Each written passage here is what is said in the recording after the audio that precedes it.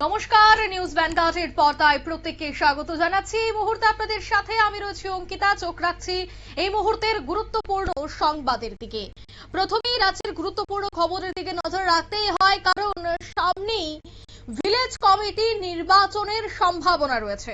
আর এই village committee নির্বাচনের মধ্যেই কিন্তু এবার মূলত যে আশঙ্কা বা এক প্রকার জল্পনা রয়েছে যে আগামী মাসের শেষের দিকে হতে পারে নির্বাচন রাজ্যে।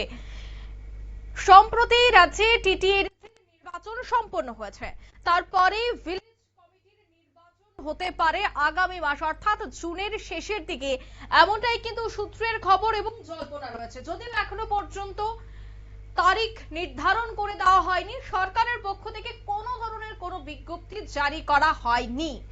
আজ আমবাসা বিডিওর কার্যালয়ে সর্বদলীয় একটি বৈঠকের আয়োজন করা হয়, যেখানে 15টি ভিলেজ কমিটির পুলিং স্টেশনের খসড়া তালিকা প্রকাশ করা হয়েছে।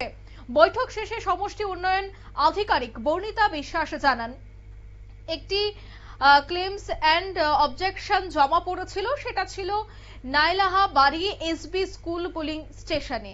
আর এই পুলিং স্টেশনকে স্থানান্তরিত করে নাইলাহা বাড়ি কমিউনিটি হলে পুলিং স্টেশন করা হয়। পাশাপাশি তিনি বলেন, এবারের নির্বাচনে আমবাসা ব্লকের ভোট কেন্দ্রের সংখ্যা বাড়ানো হয়েছে। কি বলছেন এই বিষয়ে ভিডিও শোনাবো। পুলিং স্টেশনগুলো আছে বিভিন্ন ডিসিতে, তার আমাদের একটা ড্রাফট লিস্ট যেটা পাবলিকেশন হয়েছিল 11/5/2026-এ। তারপরে সেই বিটটা আমাদের ক্লেমস এন্ড অবজেকশন ছিল। 15 তারিখ পর্যন্ত আমাদের ক্লেমস এন্ড অবজেকশন রিসিভ করা হচ্ছিল, আর 16 তারিখে আমাদের ছিল সেই ক্লেমস এন্ড অবজেকশন নিষ্পত্তি করার দিন। তো ডিউরিং দ্যাট পিরিয়ড আমরা একটা ক্লেমস এন্ড অবজেকশন পাই, সেটা হলো আমাদের যেটা একটা পুলিং স্টেশন নাইলাহাবাড়ি এসবি স্কুলে ছিল, সেটা থেকে চেঞ্জ করে আমরা এখন নাইলাহাবাড়ি কমিউনিটি হলে সেই পুলিং স্টেশনটাকে আমরা শিফট করেছি। তো এটা নিষ্পত্তি 16 তারিখে করা হয়েছে। আজ আমরা ফাইনাল পাবলিকেশন করছি আমবাসা আরডি ব্লকের আন্ডারে যে পুলিং স্টেশনগুলো আছে সেটার আমাদের বিভিন্ন পলিটিক্যাল পার্টির রিপ্রেজেন্টেটিভদের উপস্থিতিতে।